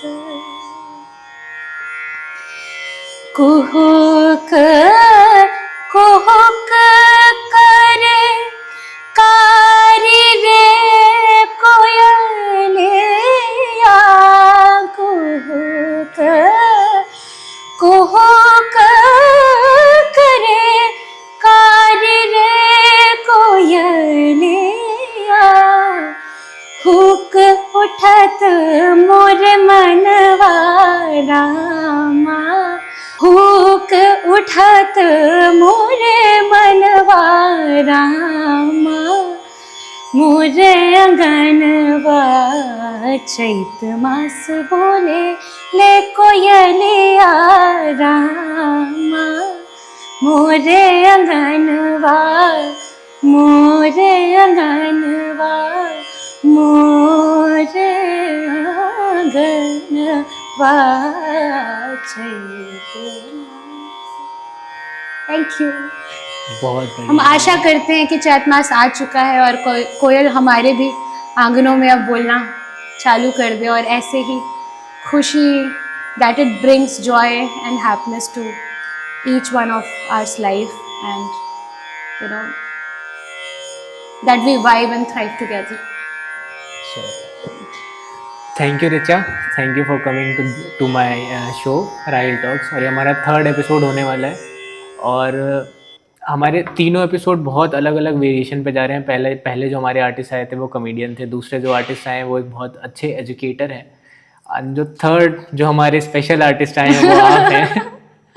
It is very sweet of you to portray me like that, and I honestly want to thank you कि इतनी छोटी जगह, सतना इतनी छोटी जगह जहाँ इतना एक्सपोजर नहीं है लोगों को, उसमें आपने ऐसा इनिशिएटिव लिया and you have been working so hard. Like I am the person who have seen you grow.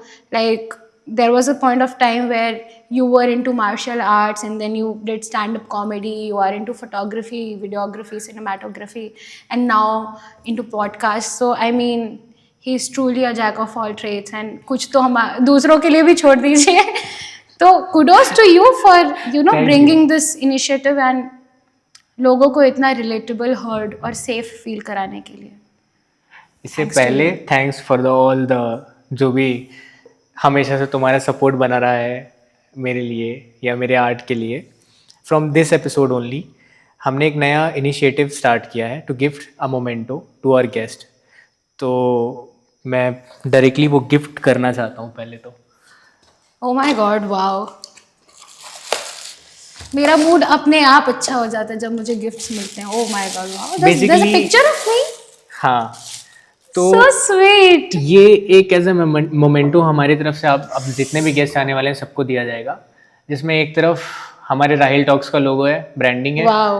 And दूसरे So साइड sweet. आपकी एक कार्टूनाइज पिक्चर है एंड ऑल्सो एक टेलर्ड कोट है जो स्पेसिफिक आपके लिए मेरे साइड से.